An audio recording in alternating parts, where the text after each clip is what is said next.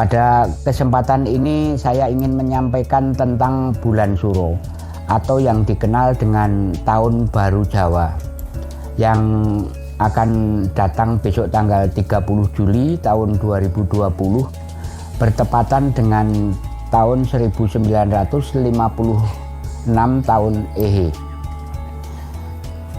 Ini akan disambut oleh para pecinta budaya, terutama bagi para pelaku spiritual.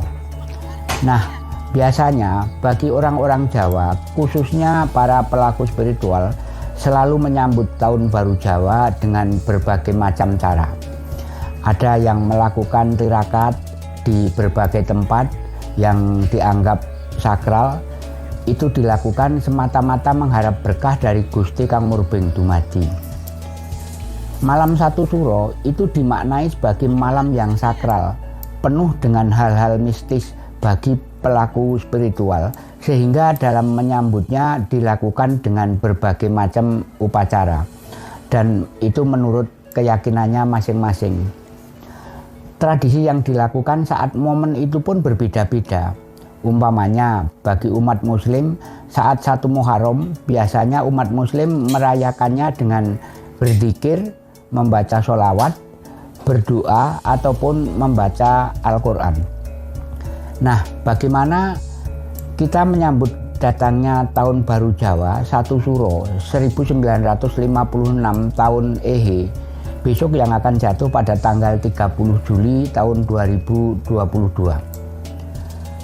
Tahun Jawa 1 Suro 1956 Ehe ini diyakini oleh banyak orang bahwa tahun Jawa sekarang ini tepat 500 tahun dari perjanjian Eyang Sabdo Palon dan Noyo Genggong, atau bisa disebut Sabdo Palon dan Noyo Genggong menagih janji. Kalau yang disampaikan itu benar, artinya pada tahun 1456 yang lalu itu Sabdo Palon ada perjanjian.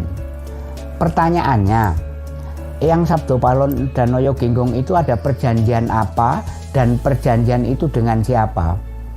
Nah, disinilah pentingnya pemahaman ini, agar kita tidak berspekulasi dengan pikiran-pikiran atau sesuatu yang kita sampaikan yang nantinya menimbulkan sesuatu yang negatif. Saya menghimbau kepada para pembawa ajaran, jangan menyampaikan hal-hal yang menyebabkan masyarakat pikirannya menjadi was-was gara-gara Sabdo Palon Noyo Genggong nagih janji pada bulan Suro atau Tahun Baru Jawa besok.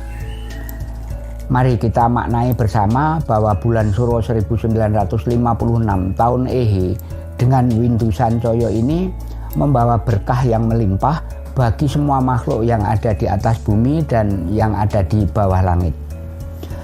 Sabdo Palon Noyo Genggong itu pangejawantahannya Eyang Semar yang menjadi pamomong bagi orang-orang Jawa yang Jawani.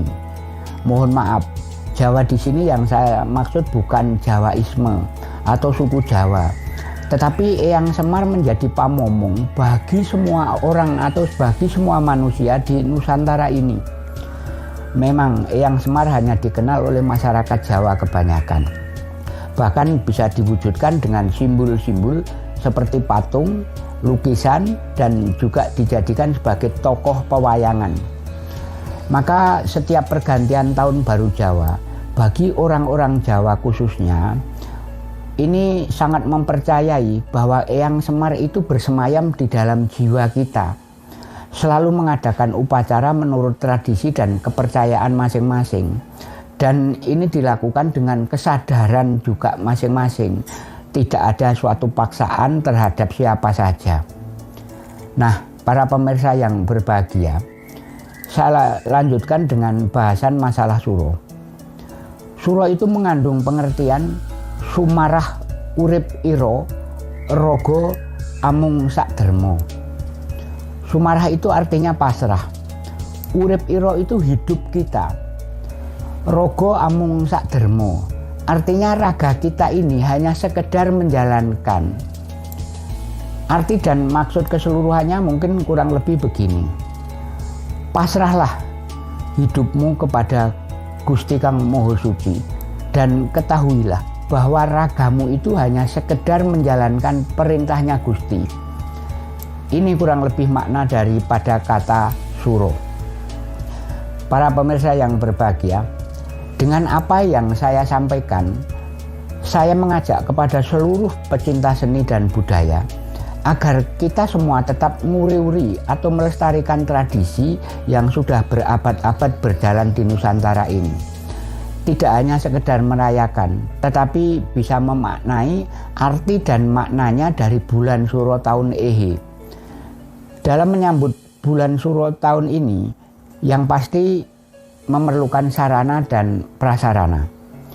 Sarana itu seperti ubo rampe yang biasa dipersiapkan oleh para pendahulu kita, seperti tumpeng, tirto tiwondaru, kelapa ijo, cok bakal, dan yang tidak kalah pentingnya adalah nasi uduk serta ayam ingkung, dan masih banyak lagi yang lainnya. Semua sarana ini mempunyai arti dan makna jika kita bisa membacanya, serta mempunyai pemahaman-pemahaman yang sangat luas jika semua ini kita mau menggali apa sih makna tumpeng, apa sih makna cok bakal, apa makna kelapa hijau dan yang lain-lain itu.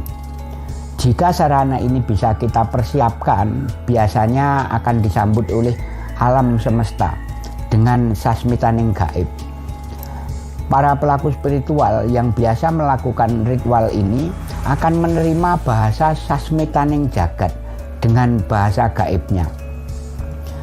Sasmitaning jagat itu diantaranya berbunyi begini: aku amung satuhu tresno marang satu jalmo kang wus podo Jowo. Yang kedua, bumi kang wus Jowo. Yang ketiga, uriping aksara Jowo. Yang keempat, uriping sastra Jowo. Dan yang kelima, uriping rasa Jowo. Artinya kurang lebih begini: aku amung satuhu tresno marang, itu artinya aku di sini adalah alam semesta yang saya maksud, hanya menyayangi dengan jalmo kang wus podo Jowo. Maksudnya atau artinya manusia yang sudah mengerti tentang sebuah ajaran, yaitu ajaran yang sangat hadiluhung. Ini yang harus kita lestarikan. Kemudian bumi kang wus Jowo. Maksudnya ajaran sudah dimengerti ini bisa membumi dan bisa memayu hayuning bawono dengan cara menjaga serta melestarikan alam semesta ini. Kemudian uriping aksara Jowo. Yang dimaksud mengerti tentang tulisan alam semesta ini satu persatu yang berada di dalam diri kita. Kemudian uriping sastra Jowo. Maksudnya kita harus mengerti tulisan alam semesta ini yang berbunyi sastra jindro hayuningrat pangruating dini. Nah, tulisan ini gumantung tanpa cantelan, nyender tanpa sandaran, dan tulisan ini berada dalam diri manusia atau diri kita sebagai manusia. Kemudian uriping rasa Jowo. Manusia juga harus mengerti tentang rasa sejati. Jika manusia mengerti tentang rasa sejati, manusia tidak akan terlepas dari rasa rumangsa, tepo selira, duro sembodo, dugo prayoga, dan waskita ing semu. Itulah salah satu dari sasmitaning gaib dari alam semesta ini. Semoga dengan memahami apa yang saya sampaikan ini, kita semua bisa menyadari betapa pentingnya momen bulan Suro ini. Kemudian sarana yang kita siapkan ini jangan dimaknai dengan hal-hal yang sangat negatif. Mari kita berprasangka yang baik kepada semua orang agar diri kita juga menjadi lebih baik. Pada bulan Suro banyak yang memaknai dengan hal-hal yang mistis. Boleh saja, itu tidak ada yang melarang. Silahkan saja itu sesuai dengan keyakinan masing-masing. Yang jelas tanggal 1 Suro itu pergantian tahun baru Jawa dan boleh dirayakan oleh siapa saja. Yang penting tidak melanggar aturan pemerintah dan undang-undang yang berlaku di negara kita ini. Kebetulan menurut tanggal Jawa, 1 Suro itu nanti jatuh di tanggal 30 Juli 2020 bagi yang merayakan atau menyambut Tahun Baru Jawa.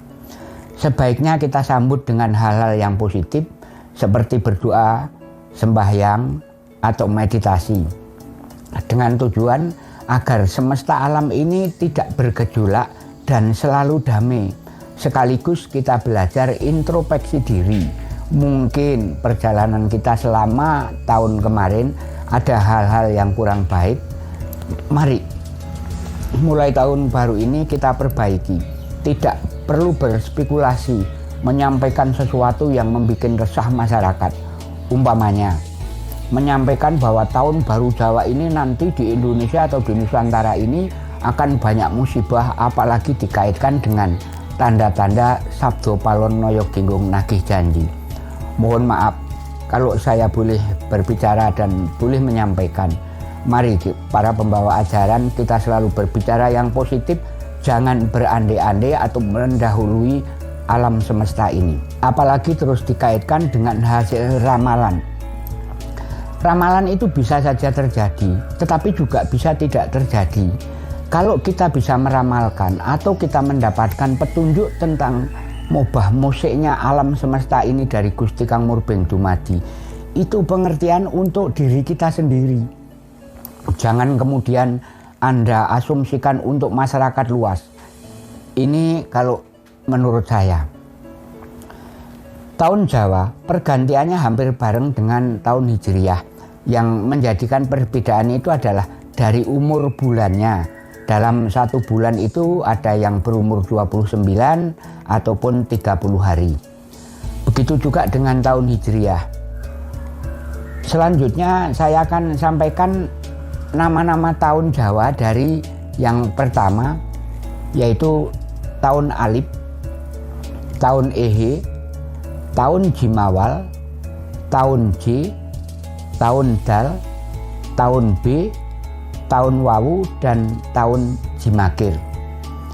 Jadi ada 8 tahun nama-nama daripada tahun Jawa itu. Dalam petung Jawa, tahun itu ada 8. 8 tahun ini jika disatukan menjadi windu. Windu itu artinya penjumlahan dalam 8 tahun itu menjadi windu. Maka 1 windu itu ada 8 tahun. Kemudian apa arti dan nama-nama tahun itu? Yang pertama tahun Alif. Itu artinya Purwono atau awalan atau ada. Yang saya maksud di sini mengawali tahun itu atau ada kehidupan selama 12 bulan itu dalam 1 tahun. Tahun Alif itu mempunyai neptu 1. 1 di sini merupakan simbol dari kehidupan yang harus dijaga dan dilestarikan. Itu neptunya 1. Yang kedua tahun Ehe atau Karyono. Artinya bertindak atau tumandang. Artinya kita harus mulai berbenah diri, bertindak sesuai dengan kemampuan kita untuk mencukupi kebutuhan jasmani juga kebutuhan rohani. Kebutuhan jasmani itu berupa keduniawian dan kebutuhan rohani itu keilahian. Ini neptunya ada 5. Lalu yang ketiga tahun Jimawal atau Anomo. Artinya karya. Yang saya maksud di sini adalah kita harus berkarya walaupun hasilnya tidak memuaskan. Karena berkarya itu akan lebih baik daripada hanya berpangku tangan atau diam tidak berkarya sama sekali. Ini neptunya 3. Yang keempat tahun J atau Lelono. Artinya bepergian. Maksudnya jika kita harus bisa merubah nasib, jangan hanya pasrah dengan Tuhan, karena Tuhan tidak akan merubah nasib kita kalau kita tidak mau merubahnya sendiri.